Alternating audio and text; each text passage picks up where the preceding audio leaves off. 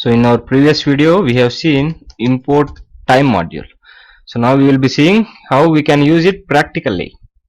So we have seen like time dot time will give the time frame, and time dot local time will give the description, and time dot ASC time will give the better readability string of the time. So now we will be assuming a scenario that a user is logging in into your website, sending a message and logging out. So we will be collecting the time frame whenever he is logging in, and collecting the time frame when he send the message, and collecting the time frame when he is logging out. So all these time frames we will be collecting. First we will be converting into the detailed local time, and then better readability for us to tell when the user has logged in, logged out. So for this, let us consider logged in is equal to, let us say, time. As soon as he log in, it is collecting. Mess is equal to time dot time, and let us wait for few seconds to generate gap between us. This we will be writing actually inside the program. Let us consider this. Now let us consider he has sent the message and logged out. Now again we are collecting the time frame. So now we have collected all the time frames inside our database. Now we should have to convert this into the local time.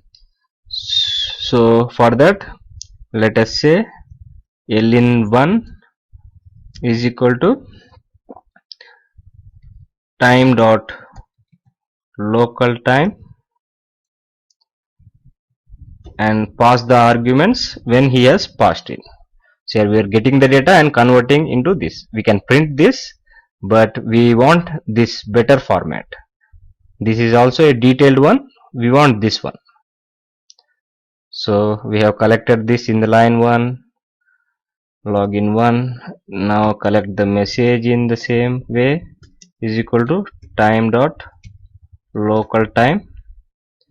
Let us say MES, and now LOUT1 is equal to time dot local time, and get it from LOUT.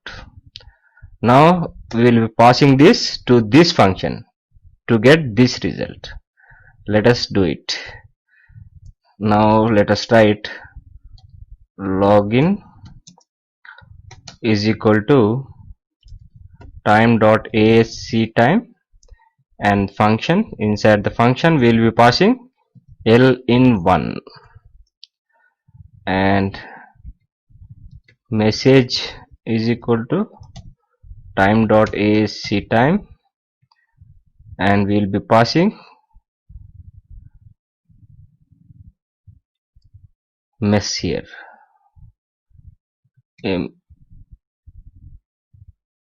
MEC message overwritten, no problem. Now logout is equal to time dot ASC time, and pass the value of LOUT1. So now we have successfully got the values. Now let us see when the user has login. The login message logout. See here, first he has login at this time 37:09 seconds, and at the 20 seconds he has sent the message, and at the 40-second the date he has logged out. So like this we can collect the user data, and all our data also is collected by Google. Don't worry. Hope you understood. Meet you in the next video.